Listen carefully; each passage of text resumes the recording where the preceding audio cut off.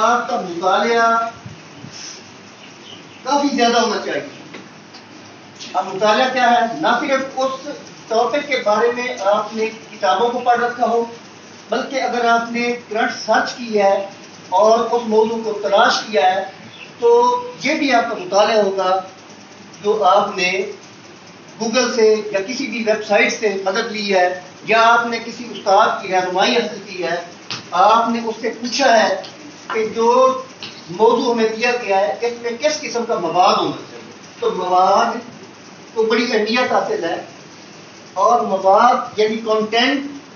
اگر آپ تقریر کرنے کے بعد آپ کی بات ادھوری رہ جاتی ہے، آپ اپنا مدعا اپنا مقصد آگے نہیں پہنچا سکتے، تو اس کا مطلب ہے کہ کانٹینٹ جو ہے وہ ادھورا ہے، بات میں تشنگی رہ گئی ہے، بات صحیح طرح سے پہنچی نہیں. تو آپ نے مواد یعنی کانٹینٹ کا خیال رکھنا ہے، اور جو متعلقہ ٹاپک ہے اسی کے اندر رہنا ہے، پہلی بات. اور دوسری یہ ہے کہ جتنا آپ کو وقت دیا گیا ہے، اب وقت ملا ہے آپ کو 4 منٹ اور آپ تقریر شروع کرتے ہیں اور اس کو سمیٹ نہیں پاتے.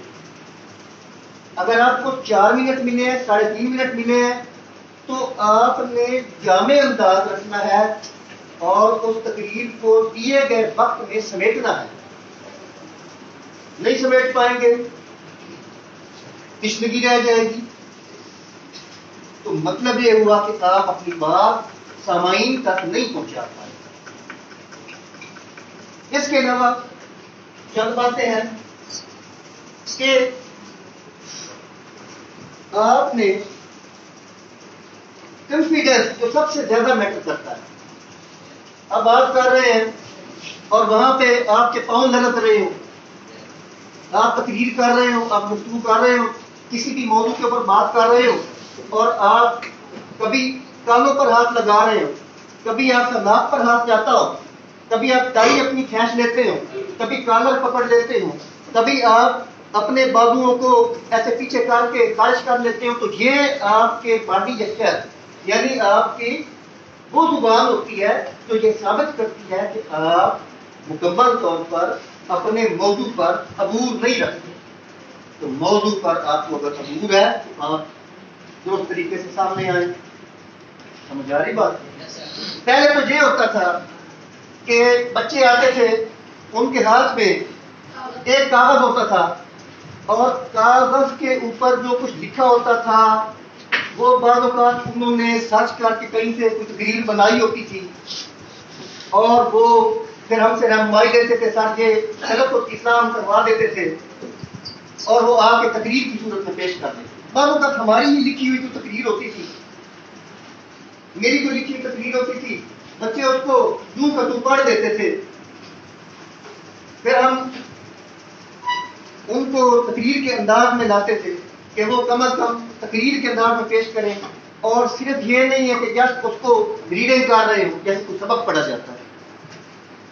پہلے تو یہ تھا، اور اس وقت بھی میرا دل یہ کرتا تھا کہ میں بچوں کی تخلیقی صلاحیت پہ کام کروں اور ان کو سوچنے پہ مجبور کروں، ان کو خیالات، ان کو آئیڈیاز دیے جائیں، ان کو موضوعات فراہم کیے جائیں، وہ موضوعات دیکھیں اور اس کے بعد وہ ان موضوعات کو تقریر کی صورت میں پیش کر سکیں. تو میں نے تجربہ کیا، چند بچوں کو میں نے موضوعات دیے اور ان سے کہا گیا کہ آپ نے ان موضوعات پہ بات کرنی. تو انہوں نے بڑے آسان طریقے سے، پہلے میں نے ان کے سامنے تقریر یا بات چیت کر کے ان کو انداز سکھایا اور کوشش کی کہ وہ ویسی بات کر سکیں. تو ہمارے چند بچوں نے بہت اچھا مجھے رسپانس دیا اور انہوں نے بات کر لی اور ایک اچھی تقریر کرنے کے قابل ہو گئے. تو یہ جو میری خواہش ہے، یہ جو میری تمنا ہے کہ بچے خود بات کر سکیں. کوئی لکھی ہوئی بات ہوتی سامنے، جب آپ کے سامنے آتی ہے آپ پڑھ رہے ہوتے ہیں، یا پھر یہ کہ آپ نے حفظ کی ہوئی ہوتی ہے اور حفظ کی ہوئی بات کو آگے پہنچا رہے ہوتے ہیں، تو جب بھول جاتے ہیں تو سامعین اس وقت آپ کا عجیب سا منہ کسر ہوتا ہے جو سننے والے ہوتے ہیں وہ آپ کو دیکھ رہے ہوتے ہیں, آپ کے چہرے کے انداز بدلے ہوئے ہوتے ہیں, آپ بڑی پریشانی میں کھڑے ہوتے ہیں, آپ نے وہ بات کرنی ہوتی ہے اور آپ بھول چکے ہوتے ہیں. جب آپ کے پاس آئیڈیاز ہوں گے, جب آپ نے مطالعہ کر رکھا ہوگا, جب آپ دلیل کے ساتھ اپنی بات کر رہے ہوں گے, جس بھی موضوع ٹاپک پہ آپ بات کر رہے ہیں دلیل کے ساتھ کریں.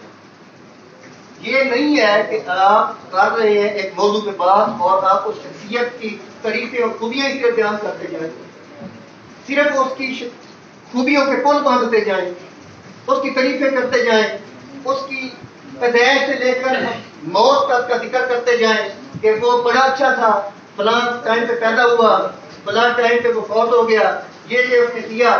یہ نہیں, آپ نے موضوع کی مطابقت سے اپنی گفتگو کو تقریر کے کالم پہ ڈالنا ہے, یہ آپ سے ڈیمانڈ ہے.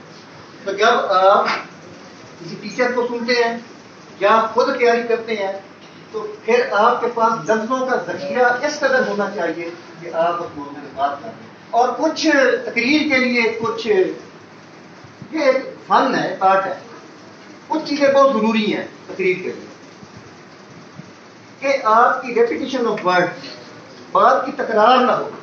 آپ ایک بندے کے بارے میں پہلے کوئی بات کر رہے ہیں یا کوئی ایک واقعہ پہلے آپ کہہ چکے ہیں اور آگے پھر دوبارہ وہ ریپیٹ کر دیتے ہیں, پھر دوبارہ بات کر دیتے ہیں, تو آپ کی تقریر سامعین پہ بوجھ بن جائے گی اور ان کا وقت بڑا قیمتی ہوتا ہے.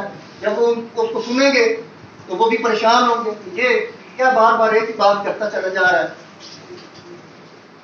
تکرار درست نہیں, اور اس کے علاوہ آپ کا موضوع سے ہٹنا یہ درست نہیں. آپ سے جو طلب کیا گیا اتنی ہی آپ نے بات کرنی ہے. سمجھ آ رہی ہے؟ تو تقریر کے کچھ ضوابط ہوتے ہیں, کچھ اصول ہوتے ہیں, کون پر عمل کرا ہونا ہوتا ہے. اچھا ہاں, جب صرف جذبات ہی نہ ہو, بعض لوگ تقریر کرتے ہیں صرف جذبات کی گفتگو ہوتی ہے. آپ نے علمی قوت سے بڑی گفتگو کرنی ہے. تقریر کے لیے علمی قوت ہوگی, بات ہو جائے گی. اگر صرف جذباتی گفتگو کر لیتے ہیں تو جذبات کو بھی تھوڑا بہت داخل کریں تاکہ دوسروں کے اوپر اثر ہو. جیسے آپ کی پریزنٹیشن ہو سکتی ہے, کوئی اس میں حکمت کی بات کر سکتے ہیں, کسی کا قول اس میں شامل کر سکتے ہیں, کسی کا کوئی حوالہ دے سکتے ہیں, کوئی شعر اس میں شامل کر سکتے ہیں. تو یہ چیزیں اگر آپ اختیار کرتے ہیں تو ایک اچھے مقرر بن سکتے ہیں. پھر آپ لہجہ, لہجہ کیسا ہونا چاہیے, لفظوں کا چناؤ. لفظوں کا چناؤ یہ ہے کہ جو بات آپ نے سامنے کرنی ہے اس میں الفاظ کا چناؤ کیسا ہو, یہ بہت بڑی چیز ہے. جیسے میں ایک مثال دیتا ہوں کہ آپ کے پاس کوئی مہمان آتا ہے, آپ اس کے سامنے کھانا, بہت اچھا کھانا ہوتا ہے, آپ اس کے سامنے پیش کرتے ہیں, لیکن آپ برتنوں کا انتخاب درست نہیں کرتے. آپ ٹوٹے ہوئے برتن میں چیزیں دیتے ہیں. جس ٹیبل پہ کھانا رکھا جاتا ہے وہاں پہ اس صفائی کا خیال نہیں رکھا ہوتا, لیکن آپ چھوٹا گوشت بنا لیتے ہیں, بہت کوئی اعلیٰ چیز بنا لیتے ہیں. مہمان کہے گا کہ یہ ہمیں کیا اس نے ہمارے ساتھ کیا. اور اگر آپ کسی کو مختصر سا کھانا, ایسی چیز, دال سبزی یا کوئی بھی ایسی چیز, چاول, جس میں کوئی بہت قیمتی چیز استعمال نہیں کی گئی لیکن اس کو رکھنے کا انداز اچھا تھا, تو ہر کوئی کہے گا بھائی واہ ہماری تو بڑی عزت کی گئی. یعنی پیش کرنے کا انداز جو ہے وہ بڑا اچھا ہونا چاہیے. اسی طرح آپ کے پاس جو الفاظ ہیں, اب ہم ایک موضوع دیتے ہیں 3 بچوں کو, تینوں کے پاس ایک ہی موضوع ہوتا ہے, لیکن جب وہ پیش کرنے آتے ہیں تو ایک کا انداز مختلف ہوتا ہے, دوسرے کا مختلف ہوتا ہے, تیسرے کا مختلف ہوتا ہے. تو تینوں کے انداز کو, لفظ ان کے پاس موضوع تو ایک ہی ہے, باتیں تو ان کے پاس ایک ہی طرح کی ہیں, کہنے کے لیے گفتگو تو ایک طرح کی ہے, تاریخی حوالے تو ایک طرح کے ہیں, لیکن اس کو پیش کرنے کا جو فن ہے وہ مختلف ہے. تو بچوں, تقریر کرنے کے لیے جب تک آپ کو یہ فن نہیں آتا پیش کرنے کا, آپ ایک اچھے مقرر نہیں بنتے. اس لیے میں التماس کروں گا، ایک تو دو طرح سے ہم نے تیار کرنے ہیں بچے. ایک تو وہ کہ جن کو پہلے موضوع دیا جائے گا، پھر وہ اس موضوع کے اوپر تیاری کریں گے، کچھ ان کو بولا دی جائے گی، 2 سے 3 دن دیے جائیں گے، پھر وہ تیار کر لیا کریں گے، پھر ہم ان کا مقابلہ لگوا دیا کریں گے. ایک تو یہ طریقہ کار ہے. اور دوسرا یہ ہے کہ ہم ایسے بچوں کا انتخاب کریں گے کہ جو مختلف موضوعات کا مطالعہ کریں گے، اور ہم جب وہ آئیں گے پیش کرنے کے لیے، ہم انہیں کوئی بھی موضوع دے سکتے ہیں، وہ کسی بھی موضوع پہ بات کر سکتے ہیں، یا ہم ان سے کہیں گے کہ یہ موضوع ہے اور آئیں اس پہ بات چیت کریں. تو پھر ان کی علمی قوت کا، ان کے شوق کا، ان کے ذوق کا، انہوں نے کیا سیکھا ہے، اس چیز کا ہمیں پتہ چلے گا. بہت شکریہ.